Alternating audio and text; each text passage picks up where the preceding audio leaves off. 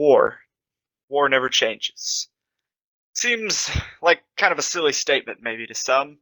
War changes all the time. I mean, technological advancements, advancements in tactics. Ask the people who fought in World War One with war never changes. They'll tell you it does. So why is this statement at the beginning of every Fallout game? From Fallout 1 in 1997 all the way to Fallout 76, just released a few years ago. That's what we're going to be talking about today. Welcome to the Bravosity. Welcome to Choice Words, Episode 2. I'm Evan, and I'm here today, joined once again by Nathaniel from our review discussions and our last episode of Choice Words. What up? And we are talking about why war never changes. What does this mean in regards to Fallout, in regards to our world, and just what are the themes of Fallout, I suppose? Because this is the this statement is the underlying theme of the first Fallout, and really it should be the underlying theme of every Fallout game. And every Fallout game does try to make this the underlying theme. Some of them do less well than others, but why does war never change? War. War never changes. These words were written by Tim Kaine in the 1996 or 7, sometime while Fallout 1 was in development. And they were spoken with the sexy, amazing voice of Ron Perlman, actor of Hellboy, Sons of Anarchy, and so many things, excellent things that we've seen after the Fallout games. It was actually one of his first gigs, just a fun little fact. Well, actually, I do think he might have had like a show or something before that. He might have had a few things before that, but it was one of his early works. Um, and it's absolutely excellent. The intro to Fallout 1 and his voice acting in that. And I think Fallout 1 is the game that exemplifies or never changes more than any other Fallout game. Fallout 2, New Vegas do follow along those lines and follow along the theme very well. That's what I consider the original Fallout trilogy, I guess, is Fallout 1, 2, and New Vegas. And then you got the Bethesda trilogy with 3, 4, and 76, which try to follow the theme of War Never Changes, but stumble in a few places. I think Fallout 3 does it best, but it still stumbles in a few places. So, Nate, why does war never change? What does that mean to you? Do you think, at least? Um, well, as you had stated before, war does change in certain aspects, but the statement "war never changes" is really talking about the more uh, specific aspects of war that have always remained constant. And that is the inhumanity of war, how it turns people into practically monsters. You get to see this quite a bit in Fallout, where people are fighting terrible things from the wastes. Yet at the same time, people can match the ferocity and the violence that these creatures can have. And beyond that, I think it's not just the inhumanity of war, but a lot of the bad things that come with war, such as people getting caught in the middle who don't really ask for it. That happens in all the Fallouts, it seems. Or almost all the Fallouts. Some of them, once again, like you had said, do a better job, while other ones do kind of worse job at it. And But one thing I think you that talked definitely about, does matter, the Fallout context. one thing you talked about in our last video, before I stopped you to say we should make this a whole video, is how the entirety of the wasteland and all of the people living in it are um, just basically civilians that are suffering from a war that they had nothing to do with, that really wasn't their war, and uh, they weren't responsible for. And we see that all the time in the world. I mean, the Ukrainian people right now. Not to, I don't mean to bring up something so serious and dark that's going on right now. I don't know. Maybe I should cut that out, but I probably shouldn't. I don't know. No, no, I think it's a good example. I mean, I think it's good to use examples of stuff that is in people's minds currently because it's easier to tie the concepts together. Yeah, and But the majority of the Ukrainian people, I'm sure, are relatively innocent. Nobody's innocent, but they didn't ask for this war. I'm sure. Many of them are ready to fight it, and they're ready to get Russia out of there, or they're ready to support Russia. Depending on what they believe, who they want to join. Um, and we see these awful, awful things that have been committed by the Russian military, and we also see the humanitarian crisis of all these Ukrainian refugees uh, fleeing the country and just losing their lives through something that, these people just going to work every day and living their daily lives really didn't have much to do with. But I'm going to move away from that, so we don't dwell on that too much. You didn't come here to, talk about the real world issues necessarily. Let's talk about Fallout 1 a bit and why I think it exemplifies War Never Changes more than any other Fallout game. So to me, what War Never Changes is really about is the cause of war, and we hear Ron Perlman with his smooth, sultry voice. I don't know about sultry, but it's pretty good. It's a good voice. In the opening narrative, he talks about how from the dawn of time, when humans first picked up clubs and like beat each other with them, basically. And I'm extremely paraphrasing here. It's much more eloquently put in the intro. But he basically talks about how, yeah, since the dawn of man, we've been at war, and even more than just man. In nature, we see battles for survival. That's really what War Never Changes is about to me, in Fallout 1 especially. It's about the nature of life in general and how it is about fighting for survival. And we see that across the Fallout series and, in post apocalyptic media in general. Even the Walking Dead show and the books talk about how you can lose yourself and your morals just with your pursuit of wanting to survive. And you talk about that a bit in our last video, our choice words.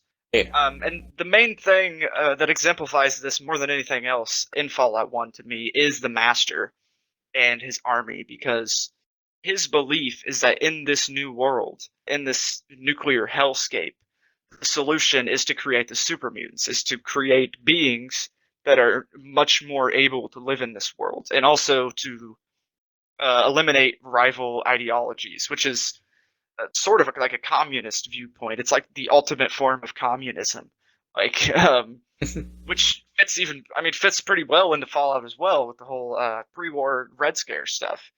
yeah. But that doesn't necessarily have to do with War Never Changes, the Red Scare stuff. It does. I think it does, actually. The more that you talked about the survival and everything, it also has a lot to do with tribalism. So, like, Yes. the Master wants his tribe, practically, the super mutants, to survive. The main character wants his tribe, the Vault Dwellers, to survive.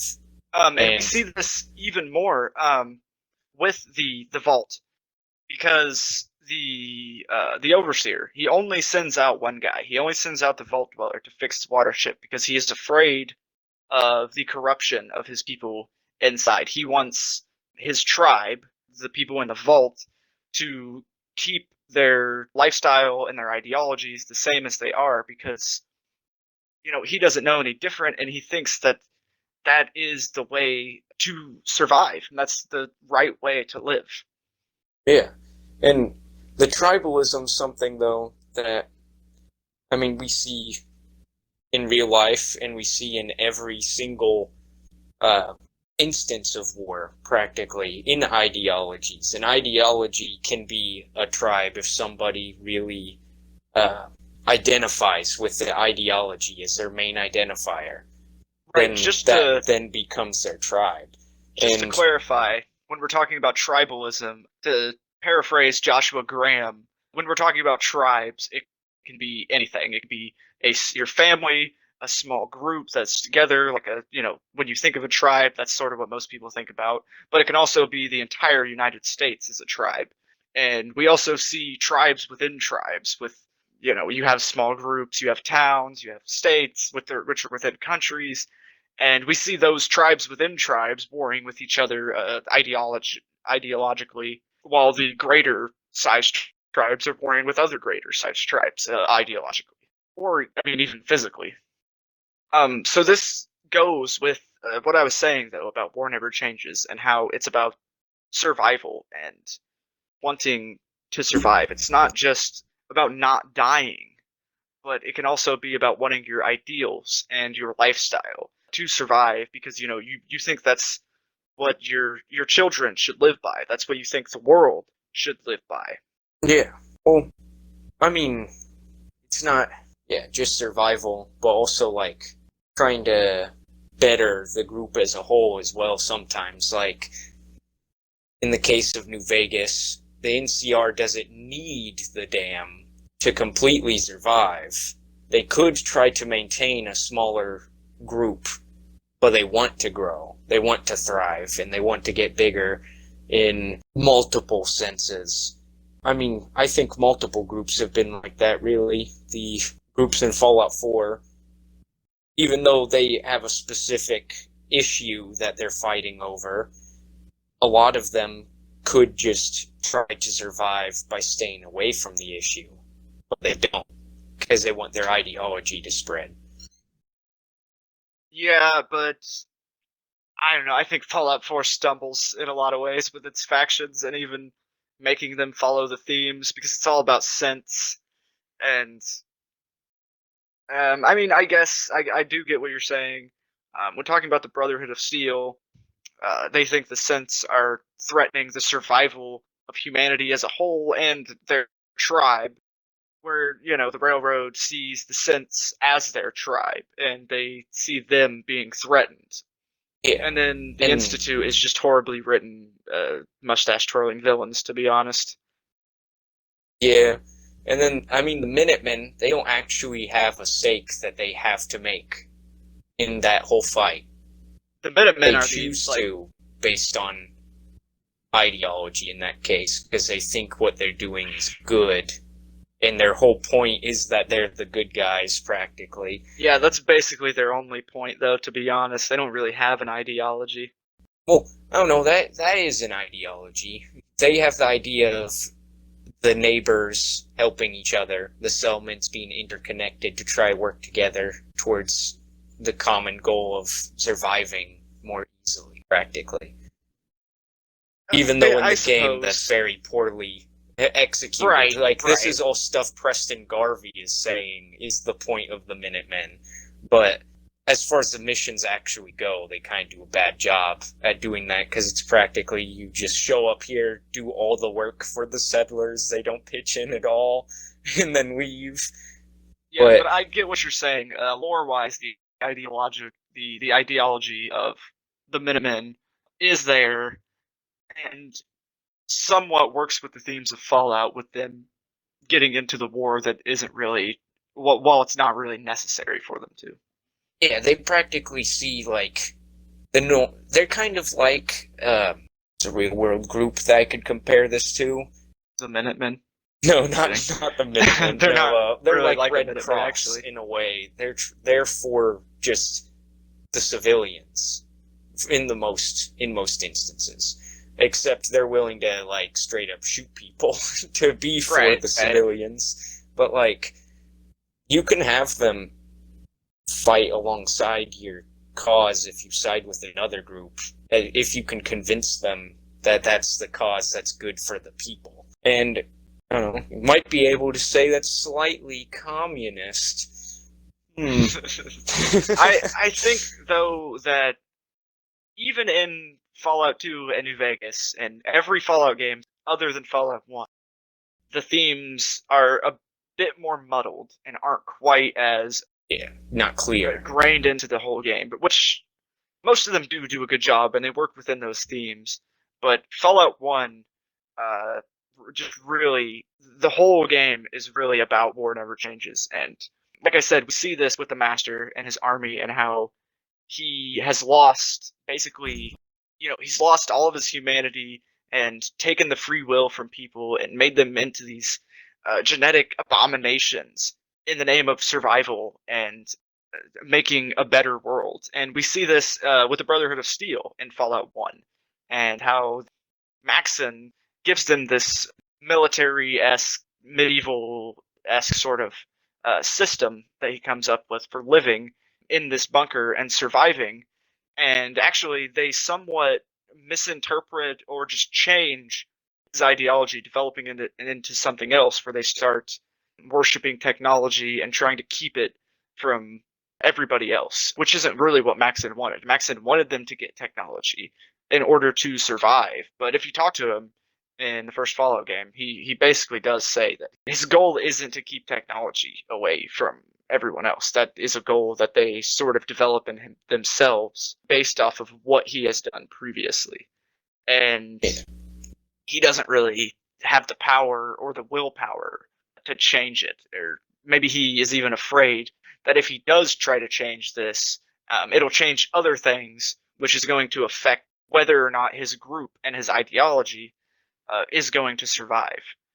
And I think, though, like, this whole tribalism and ideologies and everything, I think that might have affected why the Brotherhood in Fallout 3 is relatively not as good or interesting from a writing standpoint, because Fallout 3, watered down their ideology a ton, and it made them not even have necessarily this, or at least not that bad, of this standoffish tribalism that you see in the other games.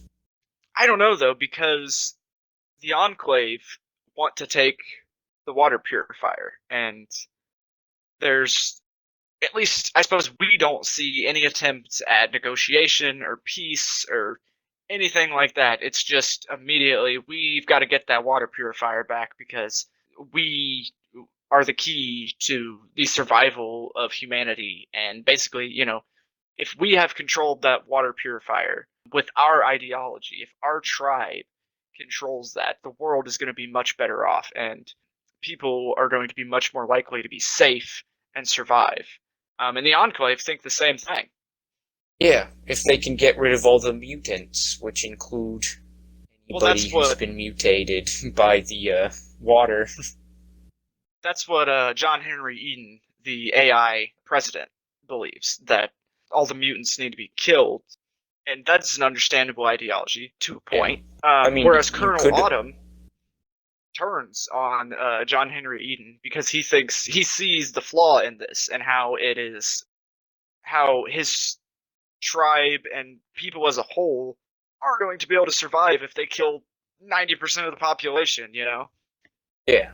Well, I think they're kind of I mean, Fallout, I don't think is gonna really delve into this, but they're kind of stuck between a rock and a hard place there. Either you let the degraded human genome that's been mutated to all hell mix into the gene pool and possibly end humanity eventually, or you just kill 90% of all the humans, and then the human genome ends up getting real messed up from people being way too related, and then everybody dies in the end.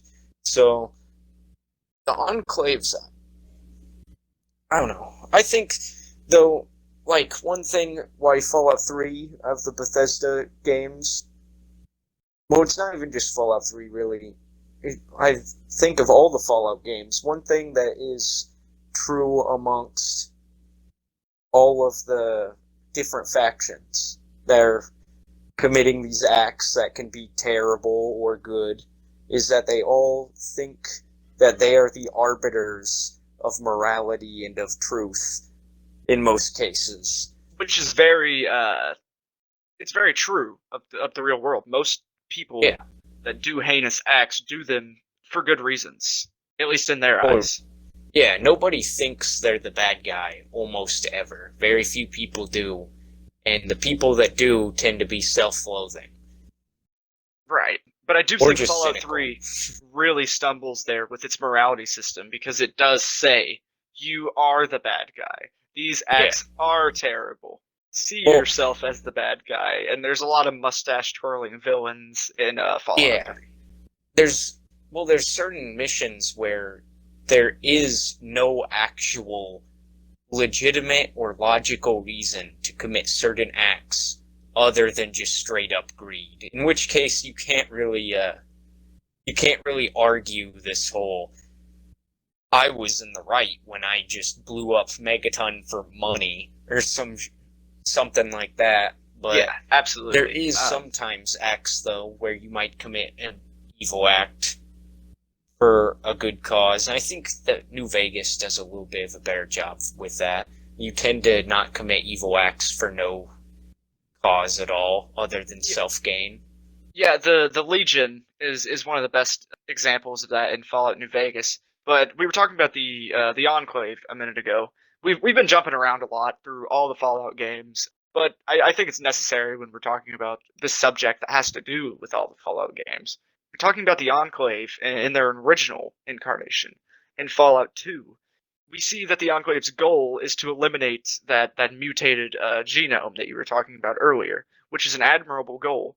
But the absolute irony that is Fallout 2's Enclave is excellent. Like they want to eliminate that genome so bad that they're willing to manipulate the human genome and create a genetic monstrosity in Frank, Oregon, to Yeah. eliminate other mutants. I really think that's excellent. I like how he just walks around calling people mutie as an insult when he's this Yeah, giant green dude. yeah, and that really does show how far people are willing to go for their survival. Like you Yeah. basically are committing the act that you're trying to stop just to survive. And The uh, inhumanity. another place Frank's we case see more this. literally. Another place that we see this tribalism and stuff, and why I think Fallout 1 is true to the theme of War Never Changes more than any of the other ones, is the very end of Fallout 1 is so excellent and works really well with the Vault Overseer. Even though you have saved the Vault, you've saved basically the world from the Master's army, the Overseer tells you that it's too dangerous to let you in the vault now. People will see what you've done, see who you are, see you as a hero, and they'll want to go. They'll want to leave, and we'll lose our tribe, we'll lose our ideology to the wastes, and people will become hardened, and will lose themselves to the wastes like the player has. What I think the main choice throughout Fallout 1 is whether you agree with that theme or not. Do you agree that war never changes, or do you not agree? Because I think you can show that war does change, that people change, that human nature can be overcome in Fallout 1. Because if you commit heinous acts throughout the whole game, there's a behind the scenes sort of counter that determines all of the bad things that you've done. And if you do that, if you hit over a certain point, then your character will kill the overseer after he tells them to leave. Automatically, no choice of yours. He will kill the overseer. But if you use speech checks throughout the game, if you don't kill many people, especially innocent people, throughout the game, then your character will just leave, which is basically, to me, showing that he is different, that he is not going to continue pushing war. He's not going to retaliate. He's going to walk out into the wastelands. He doesn't really believe in any ideology at that point, but I I don't don't know. think that he necessarily has to become as bad as his environment to survive, because you can beat the game without becoming evil. In which Exactly. case, That is what I was trying to get but at. that doesn't mean that war has necessarily changed either. because he didn't require his humanity to be lost for him to survive. Whereas if he did require it, or she actually can, you can play female character, but if that was a requirement for them to survive, then they would have done that as to beat the game. And But I mean, in the lore, they would have become a bad person. I think the fact that it allows you to beat the game without requiring you to do those things is very realistic because there is almost always a second option. Even if it is just to die, I guess. Um, but I don't know. That doesn't really work Well, because if you die, you don't beat the game, and well, that doesn't really finish things. also, even though you're not counted as evil, you still have to commit great acts of violence to win, unless you can outtalk uh, the Master. master. Yeah. Well, Um, that's what I'm saying, though, is that you but in have that that option case, to outtalk people. can you beat the whole game without fighting at all? I believe so. It's be very difficult, but I believe through sneaking and through other means, you can beat the game with out killing many people at least. Well, I would say though that like you're still using certain aspects that come from the more animalistic side of humanity, like sneaking. Sneaking is one of those.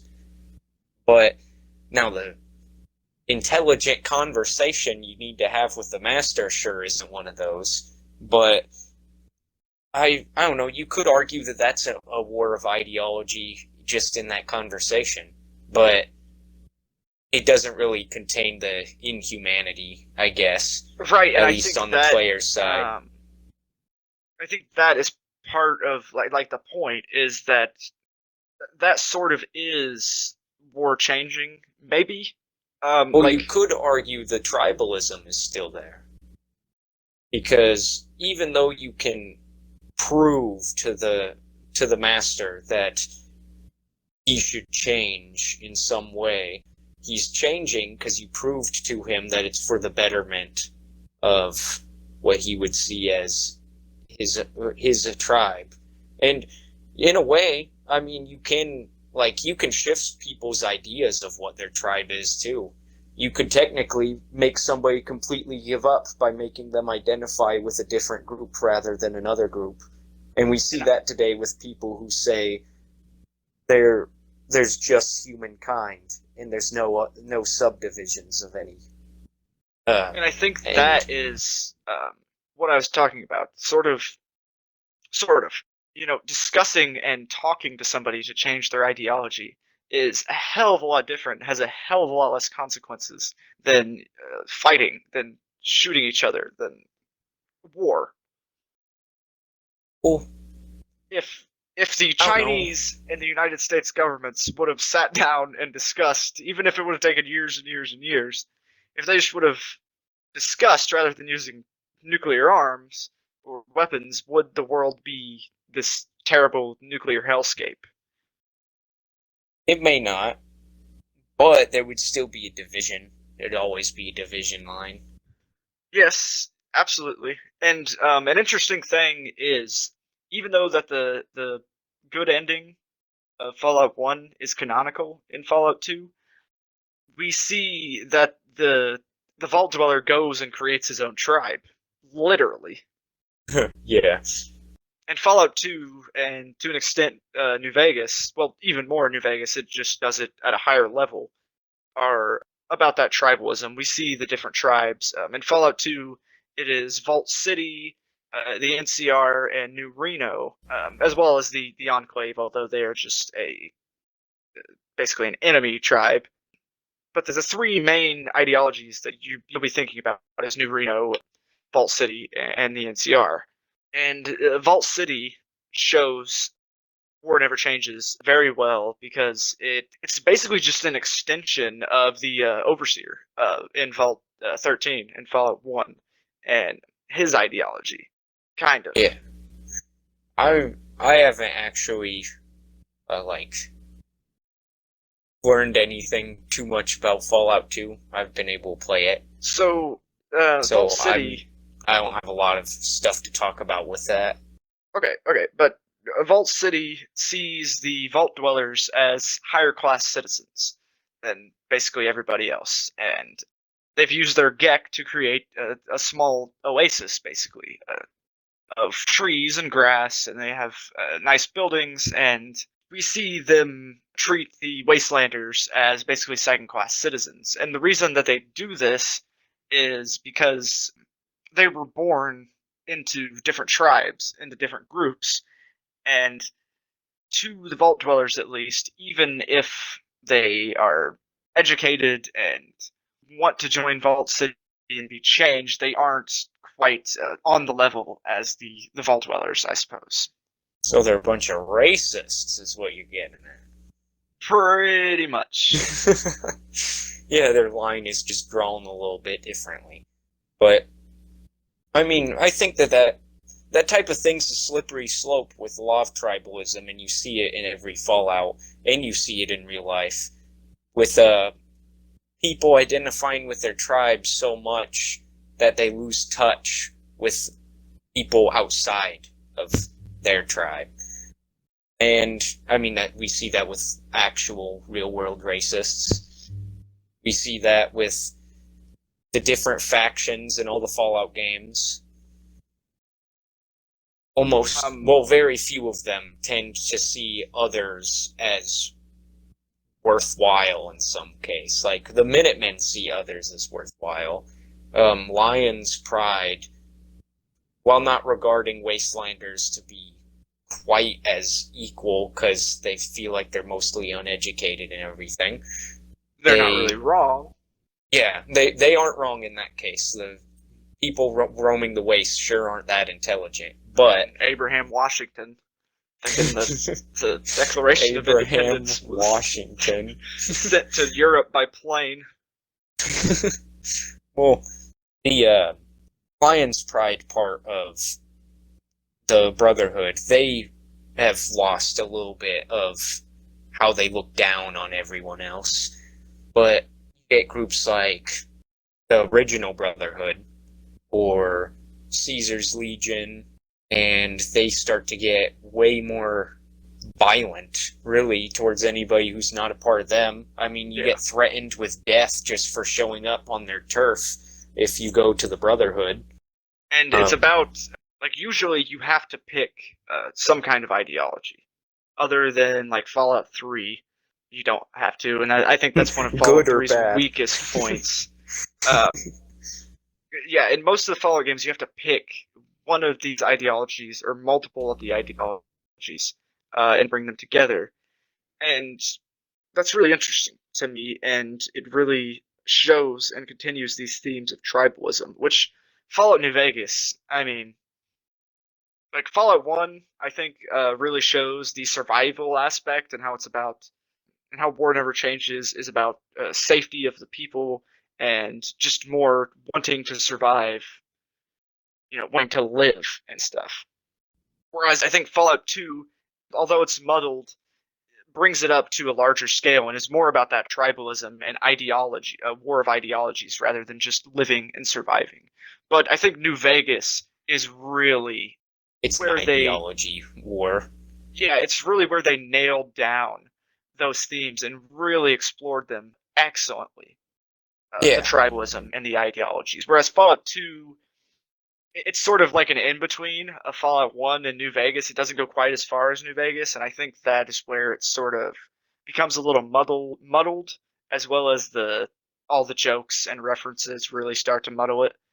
New Vegas, I think, really exemplifies the ideology war, though, and it's really interesting because the NCR is practically the ideologies of old world United States and democracies. Most of the countries that we see as the good guys because they let everybody vote and everything like that, and they give people pretty okay rights, whereas Caesar's Legion is arguing that people as a whole need to adapt and maybe even evolve if they continue to stay the course. The But irony of that, though, is that he's using an ancient ideology. yeah, well, one of the most effective ones to ever exist, though. But Right, and in a time of crisis, and like we were actually having a conversation before we recorded this about how fascist governments more or just more what's the word I'm looking for? authoritarian. Yeah, more authoritarian governments are better and quicker to act in times of crisis. But you just have to give up your free will and Freedoms. yeah, Yeah. So you're giving up freedoms for more safety. which we Sounds see like that with ties back into, the topic we were just talking about earlier in this video. But yeah. in his case, he thinks that people need to adapt to a rugged kind of lifestyle so that they can really take the wasteland by the balls.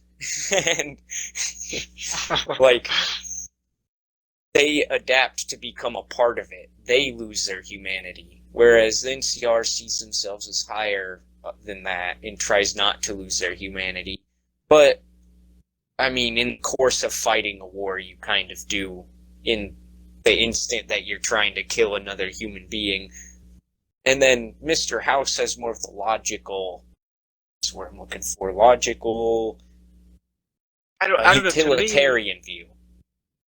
right. To me, though, And House almost seems like very similar to the Legion, but instead of turning into the monsters, instead of allowing, like basically just letting yourself go and turn into these harsh, you know, having this harsh ideology that he believes you need in order to survive in this harsh world. Mr. House instead manipulates the people that don't have that ideology. He manipulates the NCR that wants to keep its morals. He basically manipulates them through their morality and what's kind of uses funny, them to power his empire and his tribe, which is yeah, basically well, just him. his, no, I would say his tribe in the end is encompassing all of humanity because his whole goal is to keep humanity to survive. He just knows he needs to sacrifice a few for the whole flock to live. But I was gonna say though, it's kind of funny that he manipulates the people that have the moral superiority by appealing to their more base nature and desires, like prostitution and gambling. Things that our reptile brain gets really happy when we engage in.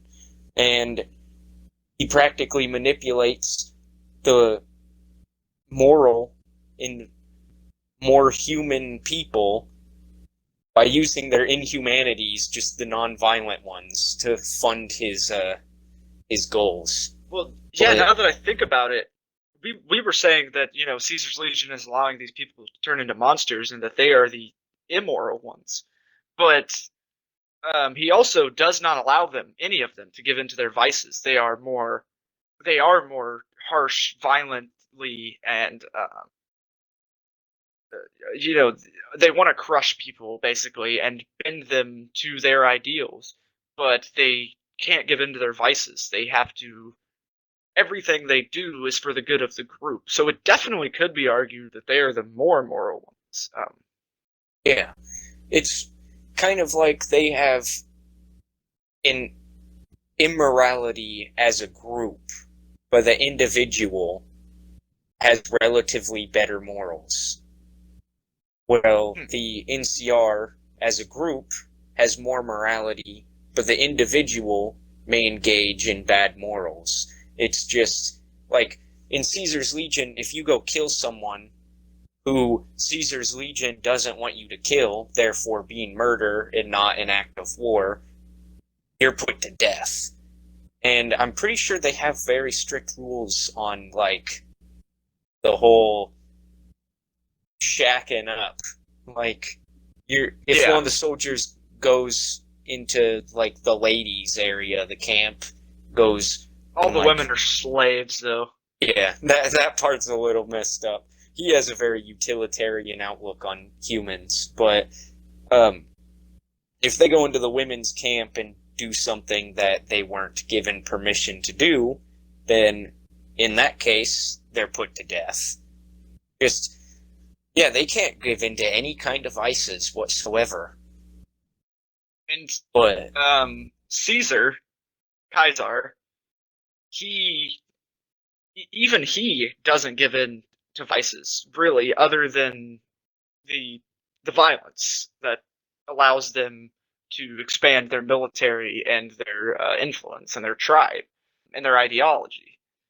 yeah, That's really the only thing but that's because they do that's negative. he truly believes in his ideology. And that's why he doesn't engage in his vices, is because he himself believes in it. It's just he's not very good at thinking ahead, since, when he dies from cancer, that he was inevitably going to die from, even if the player doesn't kill him, then the entire Legion would crumble because they don't have an educated man at the top anymore. And the player But can save him, but he's going to die yeah, eventually. yeah, no Although matter what, it's bad. If he would have kept Joshua Graham, then there would have been a good replacement for him. I suppose you could say that the courier through the Legion ending, if they are an intelligent man or whatever, he could be end up being the next Caesar. That's true. Oh, But that is an extreme, as we've seen in history, that is a extremely hard process to keep going, and eventually you're yeah. going to get a bad leader, and that's when I everything mean, crumbles. even in the cases where you get a good leader, just having a change in leader can crumble an Yeah, entire country, kind of like the original Roman Empire. It got big. Their main leader died of like malaria or some shit while on an expedition, and then boom, it cracks into a ton of pieces, and then marauders take almost all of it over. and But that is where Mr. House has supposedly found the solution to that. Um, if your leader is immortal, then you don't have to worry about that. yeah, and in his case, he really, really holds himself as the arbiter of morality and truth.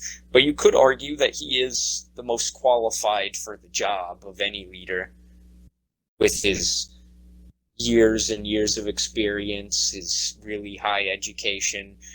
But that game definitely does exemplify the ideology aspect, and I kind of think that there's two different themes of The War Never Changes, where there's that singular fighting just to live, and then the as a group, and it's fighting to thrive. So in the cases where just a single person is fighting to survive, like in Fallout 1 for a lot of it, or fighting for their group to live, you don't really care as much about the ideologies, even though Yeah, it doesn't play into it. But in later games where the threat isn't that the whole group's going to just be wiped out instantly, it's more of the fighting to continue thriving or to just begin thriving in some cases. But I don't know. I don't think that the Bethesda games do a very good job at that. I think no, especially Fallout Fallout 3. 3 Fallout 3, I think their combat system really made it feel like you're fighting to survive constantly at a low level. Yeah, I mean, I mean, the original Fallouts did that too, where when you're a low level, you're always fighting to survive. right. There's a lot of that Fallout 3 does that feels like Fallout, and that is a lot like the original Fallouts. But I think that its morality system totally Yeah. screws any chance it had at aligning with the themes of the original Fallout games and Fallout New Vegas. Even though, Um, I mean, it wasn't trying to align with the themes of Fallout New Vegas, because Fallout New Vegas wasn't out yet. well, Fallout 3, I think in a lot of their, like, smaller missions, that is where it shows a lot of the aspects the older games have in quite a few smaller missions. Their big mission, since there's really only one like good way to end it, then I don't know. I don't think that it really plays into the ideologies, Yeah, and because honestly, doesn't even play into the survival much. Because if you choose a certain ending, you yourself would die as well. and I mean, yeah, just the fact that it tells you that yes, this is the right way to think. Yes, this is the right thing to do. You are good. Yeah, Yeah, it just totally screws the morals. But like you said, there are some smaller quests that mostly lack the morality system, or they're affected by the morality system, but the quest itself does a good job at having somewhat gray morality. And we talk about a yeah, few of those in our. We did a video called analyzing our top 5 Fallout 3 quests a while back, and the best quest that exemplifies the themes, the best quest that runs along the lines of War Never Changes and those themes, we thought was the Superhuman Gambit. yeah. That really does have pretty good themes because both sides are almost like metaphors for China and the US in the game, Yeah, where we it see two doesn't warring. even necessarily matter what their goal is. Right, and it's more about the fact that their battle is causing the civilians that really don't care about their battle to suffer. Yeah. Oh no, Fallout 4 also does a very terrible job as a whole. They didn't really Uh, focus on a good main, main point of all yeah, the factions for them to really nail down the themes. well, I mean, they definitely focus on a main point. I just don't like the main point that they No, focused on, really. I'm not saying they didn't focus on a main point. I'm saying they didn't focus on a main point that nails the themes down. Right, the whole synth issue in Fallout It's 4 more of an argument of slavery is bad, and everybody can agree on that. And with a um, bit of an extra layer to it. I will yeah, say with a that. There is, slightly extra layer to it. It all depends on if you think the synths are legit, like of human intelligence. and I think that's the issue with that is that in Fallout 1, 2, and New Vegas, and kind of 3, you see that the ideologies of these groups that you're supporting, the ideologies you're supporting, encompass their entire outlook on life and what the world should be like. You know, the Master, the Brotherhood of Steel, the NCR, the Vault City, the Legion, Mr. House, they all have an entire rounded view of what they think society should be like and the world should be like. Whereas we only really get their viewpoint on one issue in Fallout 4, on the synth issue. That's really the only thing Yeah. any of these factions are worried about. Besides a few comments occasionally. It's only ever just a few comments and never anything that's mechanically in the game. Like the Brotherhood, they'll make a comment about like a ghoul you can bring with you. Or the super mutant you can bring with you, and they're just like, I want that thing off my ship. That type of stuff. They don't even like kick you out They or don't. anything. They just It's make the terrible. comment. You can bring It's Nick up there, which is it's their core belief, the core issue that is talked about throughout the whole game. something It's that a also would have problem that been they only more focus on one issue. substantial. There have been Wait, something way more. Wait, what were you gonna say? okay, let me finish real quick. You say what you were gonna say. Keep it in your head. So, like I said, the problem with that is that the problem with Fallout 4 is that they only focus on one issue and the ideas that each of these groups have on that issue. But by being able to take Nick up to the Pridwin, where the Brotherhood are, even that breaks even that issue. That breaks the immersion on even that issue. Like, Yeah, it. I don't know. It wasn't very. thought out, I'd say. But what I was going to say is something that would have been so much more substantial is in the Paladin Dan's quest, when you find out that he is a synth. And that he might have been a synth for a very long time. That he might not have even been, like, too awful recently turned into a synth. But you can argue with Maxon, and he just concedes, lets you, like, if you can pass all the speech checks, which I think are done pretty terribly in Fallout 4, but that's besides the point.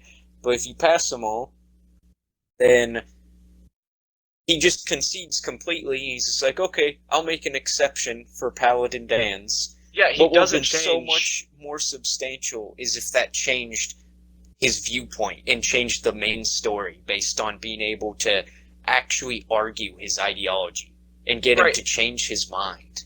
It could allow you to, which, I mean, I fully understand this is a lot of work, but there is a lot of resources that were put onto stuff that's insignificant in Fallout 4 that could have been moved to this. Yeah, a Um, ton. like, that could allow you to ally the Brotherhood of Steel with the Railroad. Like, obviously, they still want the Institute destroyed. They don't believe in. They could still be against the creation of this technology and these beings, but Yeah, understand that they are beings and not want to just absolutely destroy all of them, which they could see in Dance. But the fact that you can just make him make an exception for yeah, Dance, and then he's still against sense being a thing, and it just it comes across as so stupid. yeah. There's there's a bit of that. Kind of like, so Fallout 1, on the big moments where you question the ideologies with the Master and you make him think about his own ideology, and when he concedes, it changed the main story.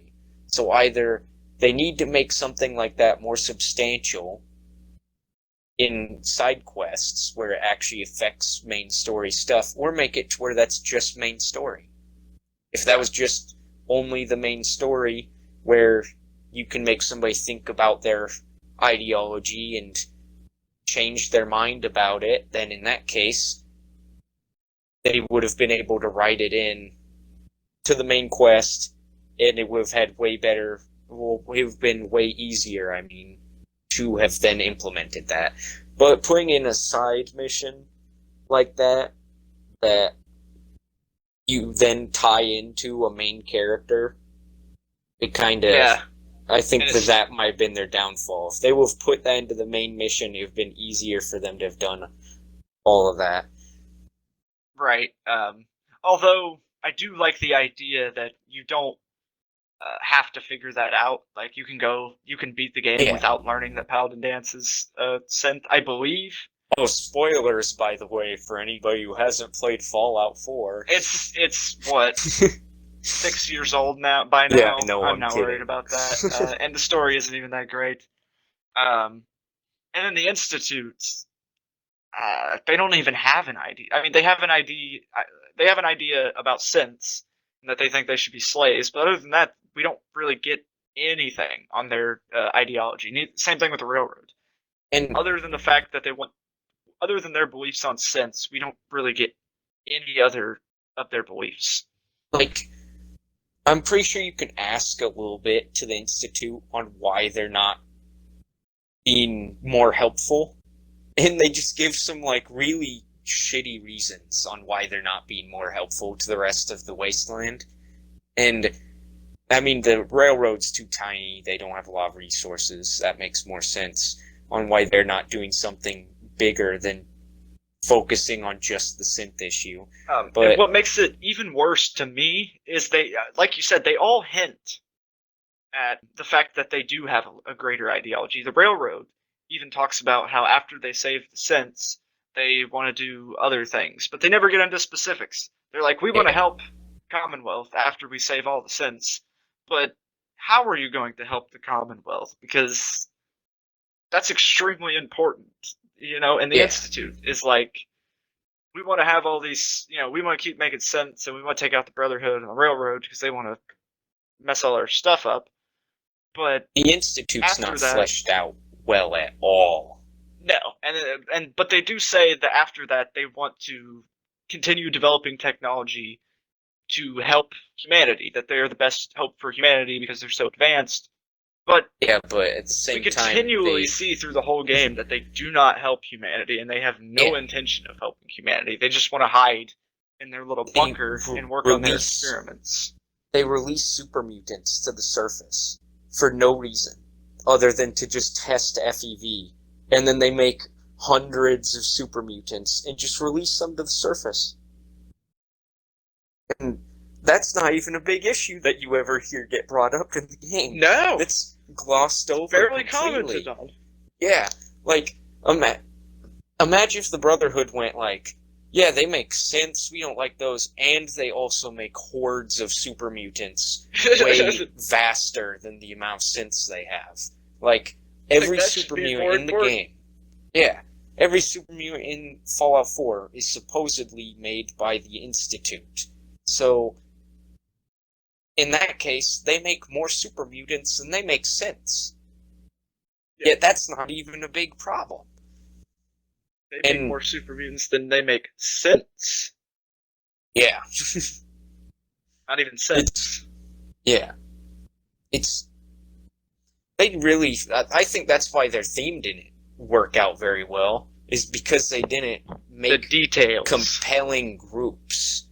Yeah, the And details. That is yeah, what really sells games to me, honestly. The details are amazing in some games. And it's great when you can interact with even the smallest stuff in a group. And that's what Fallout New Vegas did so well, and that's why it's thematically more in tune with the rest of the games.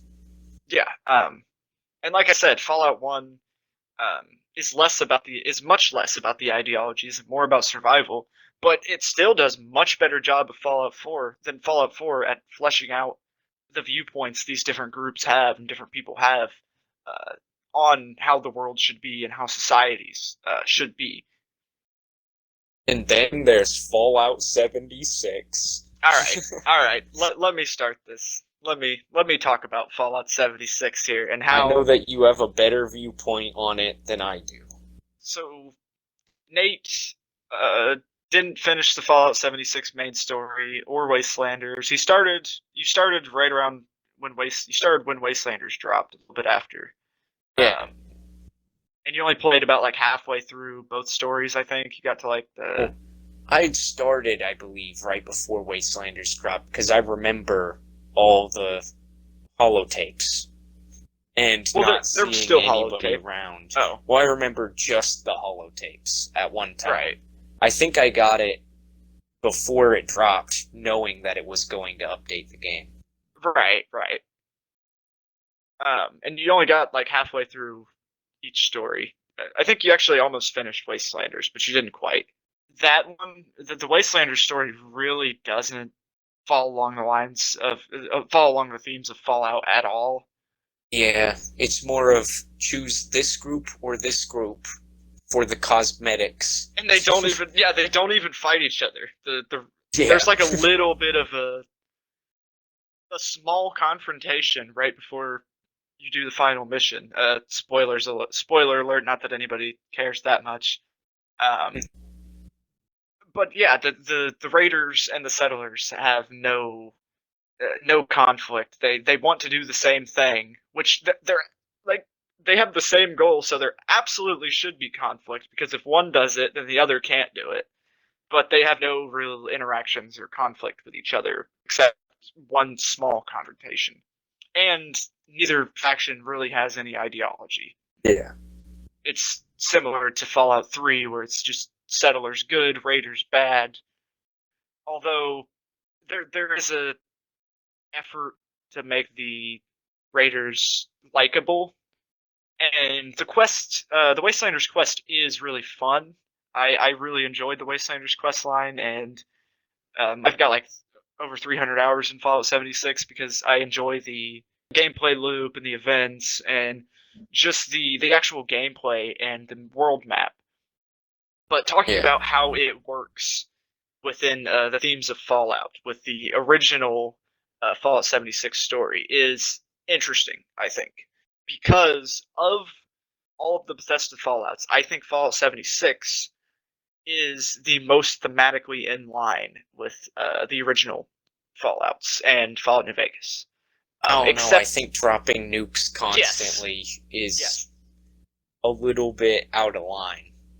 that is what I was going to say. That is the one thing that completely breaks any thematic relevance Fallout 76 could have, is the fact that you can drop a nuke and then a few minutes, 30 minutes later or whatever, it dissipates and there's absolutely no damage. Even when you drop the nuke, there's not any damage done. It's just a radiation filter.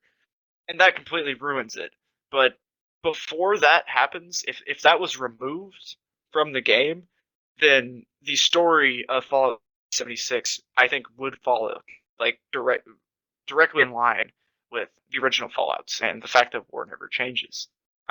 Because we see four main factions. There's the Responders, the Raiders, the Free States, and the Brotherhood. Five, because we also have the Enclave. And then there's lots of smaller factions. And the whole point of the entirety of Fallout 76's story is that each of these factions had a piece of this puzzle, which, my apologies, I forgot to mention. The Scorched Plague and the Scorched Beasts are the main antagonists of Fallout. They're basically a watered down version of the Master's Army and Super Mutants.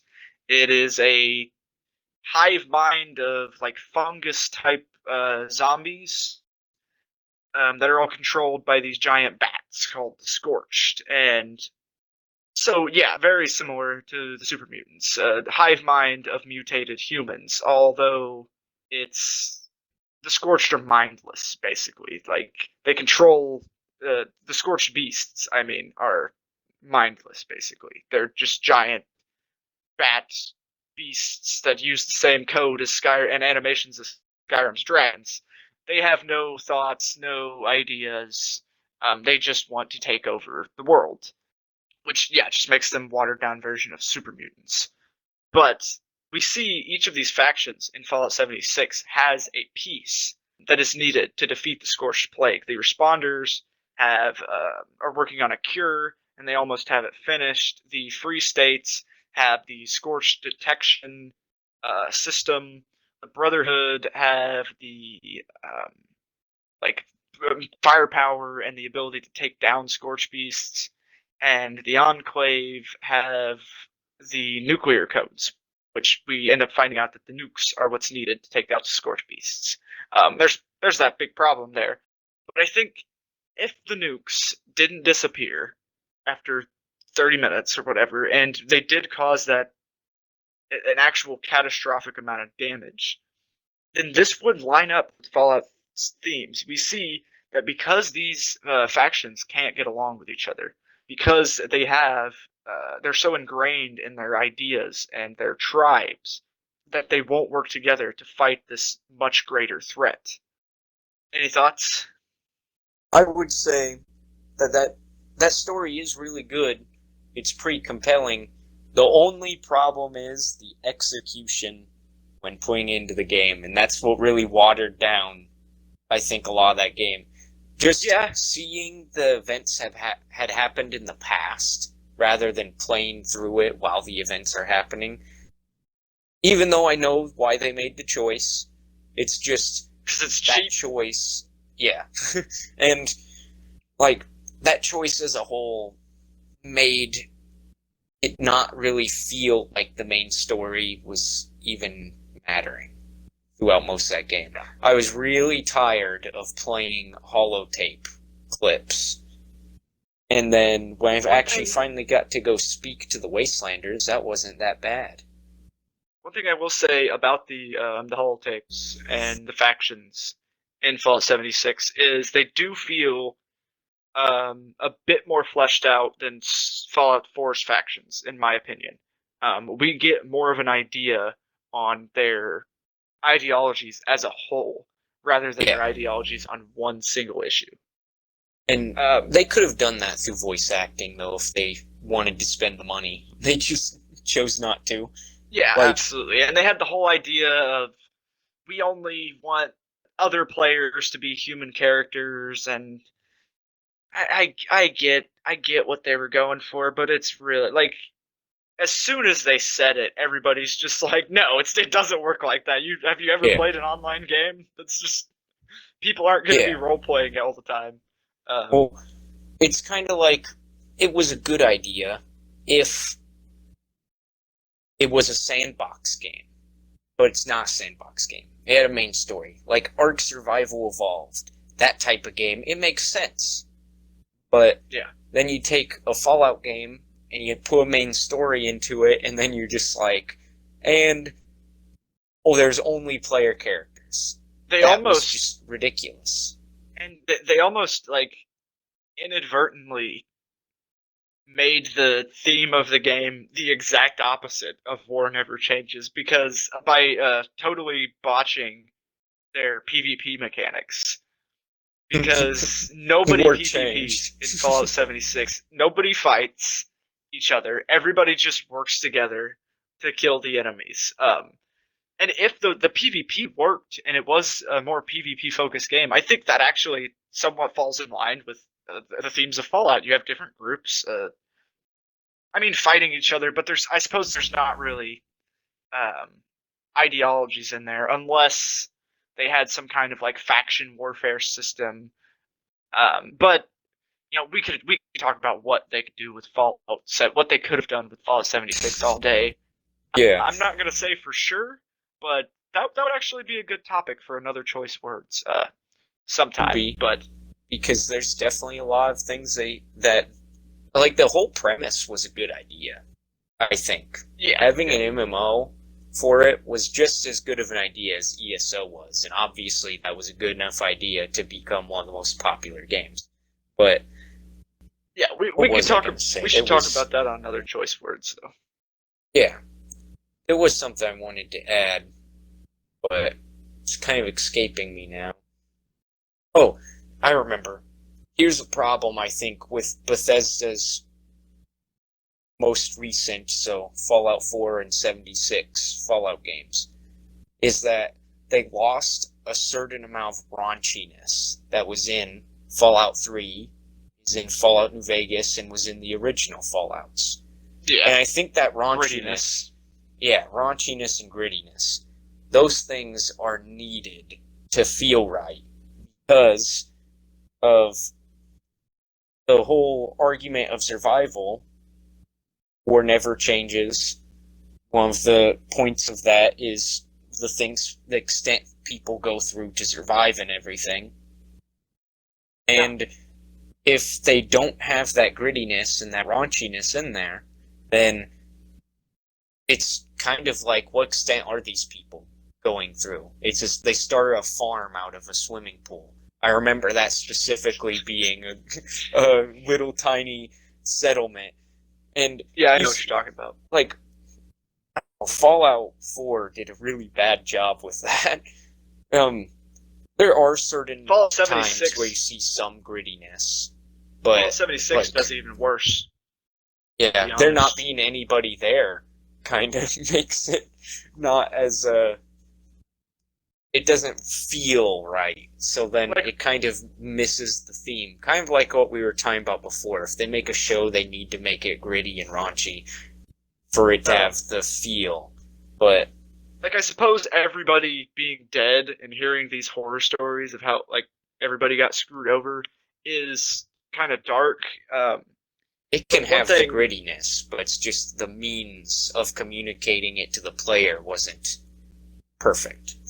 right, you don't feel it as much when there's nobody around and you know that they're gonna die, I suppose. But also, we don't see this all over Fallout 76. We mainly see it in the first area, but the fact that it's this verdant, lush forest that has no environmental damage really also makes it feel like less of a wasteland and make it feel like the people there haven't gone through the same harshness, or we don't see that harshness as much, I suppose.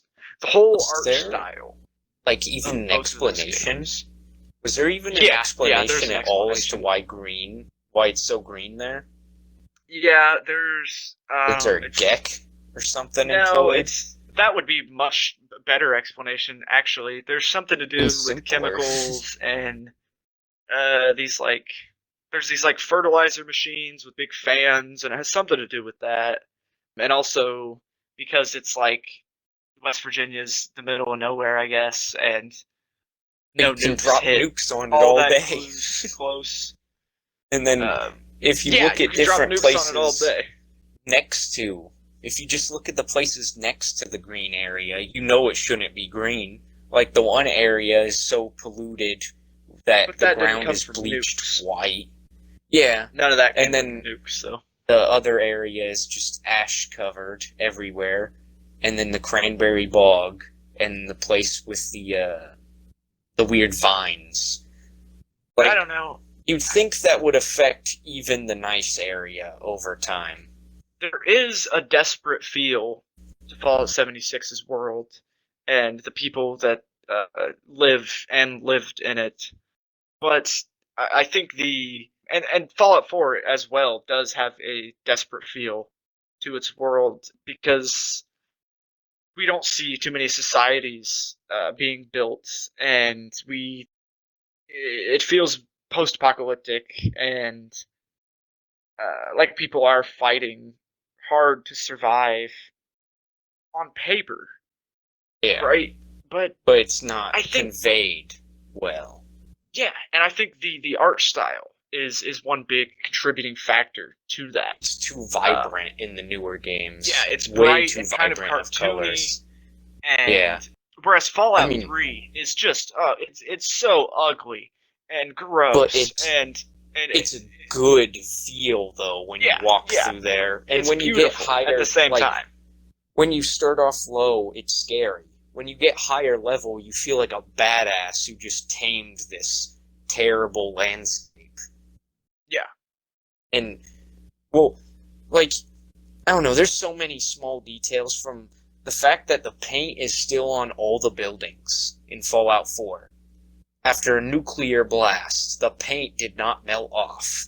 And it's all these vibrant colors, to the fact that the bushes still have leaves on them, even though they're brown, doesn't really make a lot of sense. There's still grass everywhere. There's trees that are still standing everywhere. Um, a random thing I just thought about, the skeletons are all pearly white. The ones that died in a nuclear blast are pearly white skeletons. And they're If you look also at, still there. well, Which is yeah, after that amount a of problem in time, its own. yeah.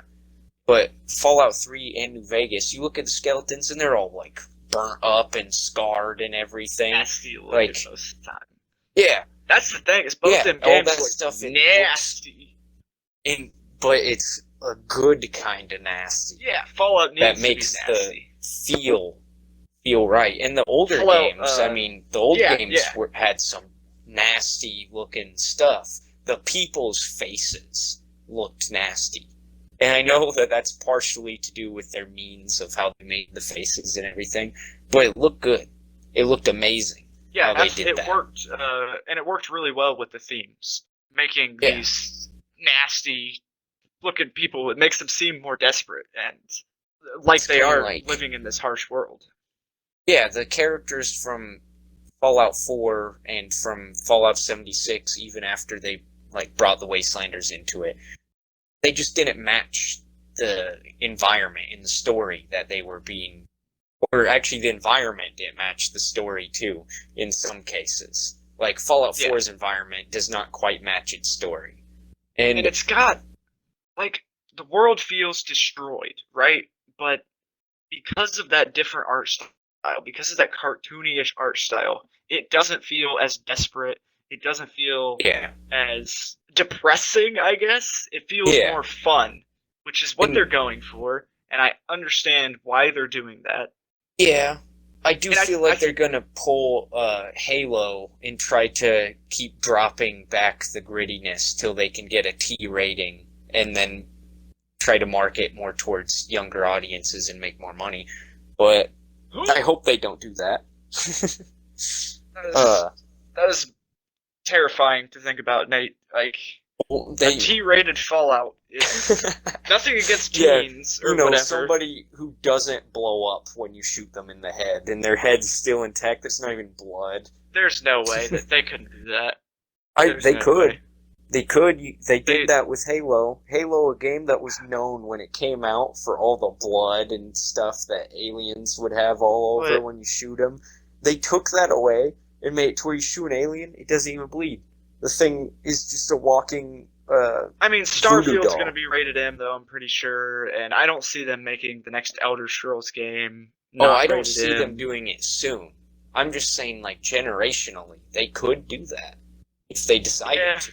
They could keep watering down the grittiness till there's no more. But yeah. another thing that I think was kind of weird with the environment, and I think this kind of affected a little bit of the feel that Fallout 4 had, is a lot of these big buildings, for some reason, they're all built from this weird metal sheeting type stuff. You rarely see a concrete building anymore in Fallout 4, but you see it all the time in Fallout 3 and New Vegas, all these gray concrete buildings that are all tore up. You get to Fallout 4 and everything's this nice, brightly painted sheet metal, or And very shiny sheet metal, that's all like over the place. like I said, I understand where they're coming from and why they're doing it. They want the games to be brighter and more fun. They want people to enjoy their time with them more and just be able to have a lot of fun in them, which like the original Fallout's and Fallout 3 and New Vegas are very fun games to me, but they're also kind of depressing in their visuals, in their story, in the I love gameplay them. mechanics sometimes. And but what I think is that that more depressing feeling and that grittier world and more depressing story and more realistic story, in my opinion, in the long run, is more satisfying of an experience and offers more. It makes you think more, in my opinion, and it can change how you think and how as a person and how you look at the world. At least for me, it definitely has. I think that, like, Fallout 4's got more of that feel that Grand Theft Auto's got, in the sense of, let me just save my game real quick, go on a killing spree for fun, and then reload it, and then, Yeah, like, quit the game. it's Practically that that push kind of to fun, you know? it's that Where push to it's more combat focused.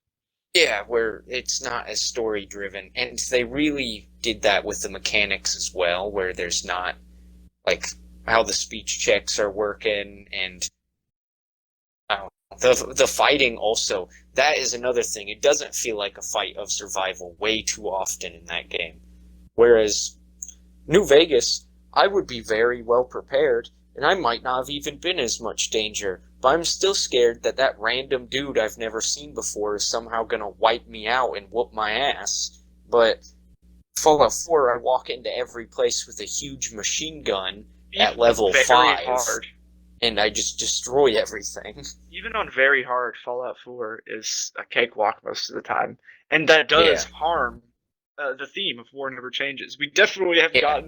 We definitely have strayed a little bit from talking about the theme of War Never Changes, but We're really getting to only how the details have affected the theme at this point, not even the main overarching part. one thing I will say is that survival mode in Fallout 4 makes that world feel really harsh and allows it to fall more in line with the themes of Fallout, with War Never Changes, in the same sense that Fallout 1 does when talking about the survival side of that. Whereas survival mode doesn't help the tribalism and the ideological side of that whole thing. That still feels Um, flat.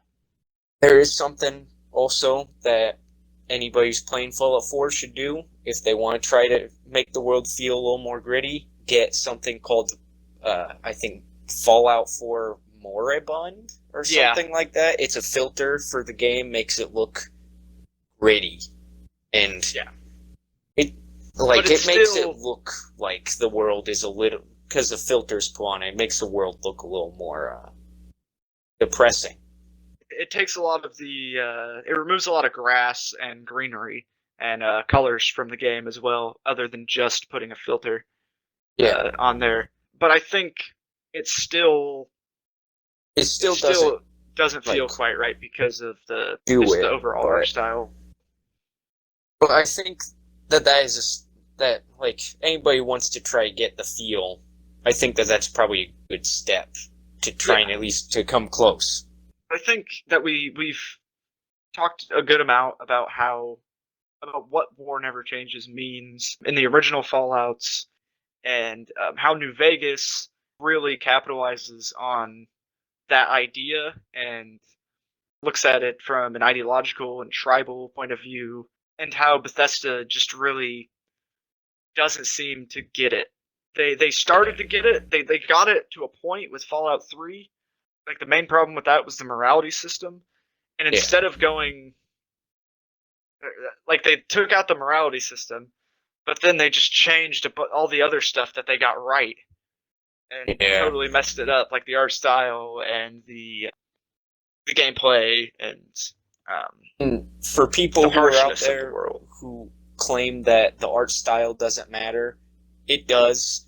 I know a lot of people claim it doesn't matter in games. We've just been able to describe how that tied into the theme of the overarching theme of all the games. The art style definitely does matter. Absolutely. Yeah. And also, one thing that I think they did very right for Fallout 3 that accentuated this theme is everybody in Fallout 3 besides the Brotherhood, and even them at some point, are living in absolute utter squalor. They are just living in their own mess constantly. Almost everybody in the game, except for the Tenpenny Tower people. And you could make them live in their own mess if you felt like it. Yeah. And, like, even the Brotherhood hold up in the Pentagon, they still seem like they're not living the best. Yeah. And the best settlements there, one of them's Megaton, and they're living in a place made of scrap metal, and it's rusty Fallout everywhere. 4 definitely feels like that still. I don't know. It depends. The art style doesn't match Right, the the art attitude. style Because hurts you that go feeling. into, like, you go into Diamond City, which would have the same feeling.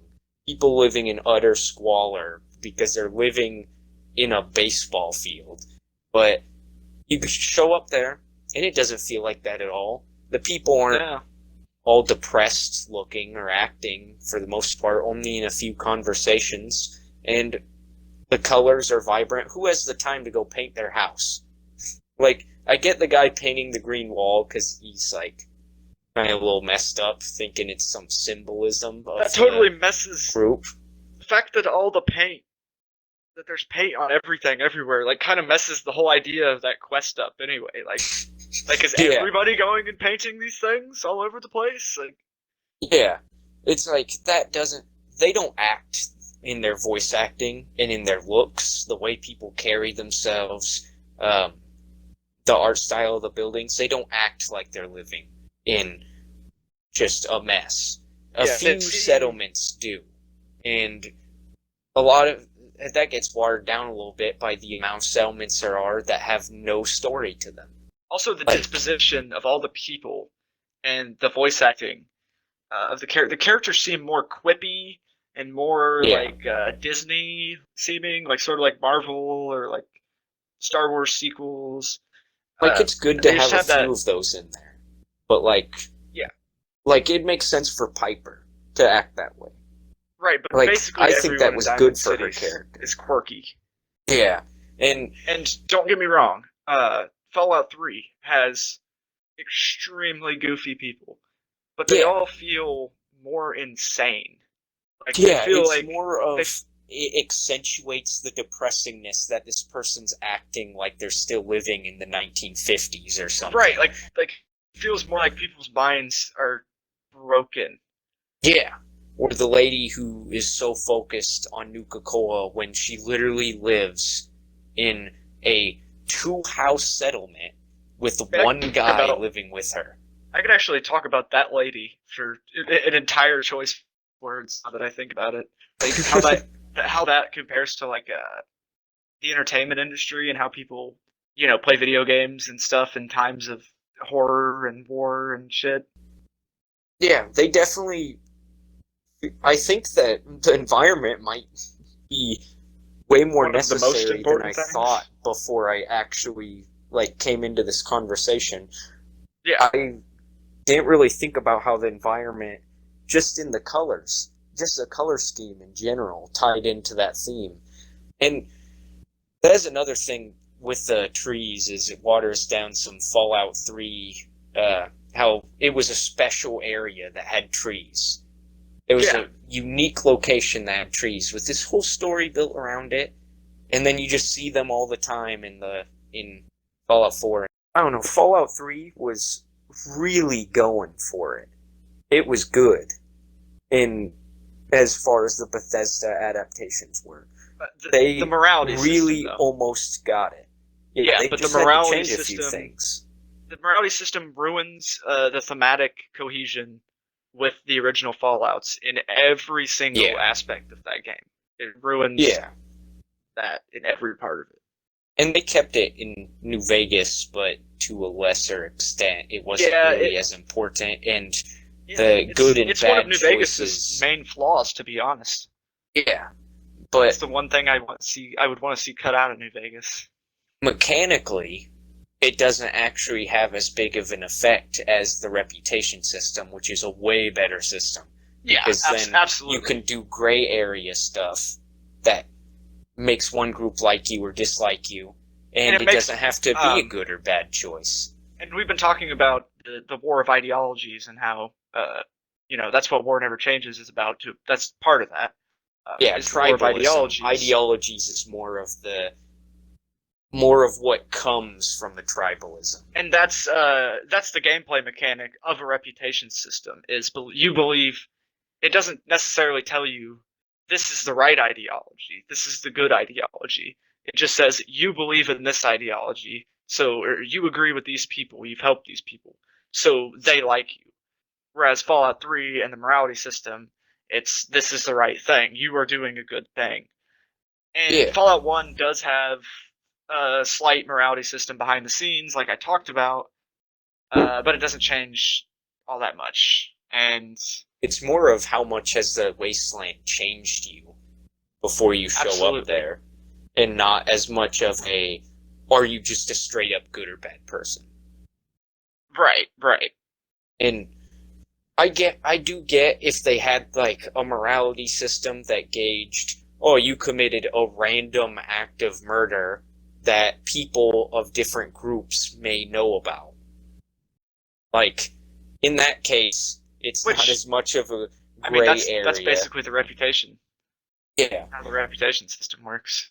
But Um, like they do that in quests all the time where it's not quite just you've committed an act of murder and all the people know about it and that's going to affect their view on you. But like imagine if I guess they could tie that into the reputation system too.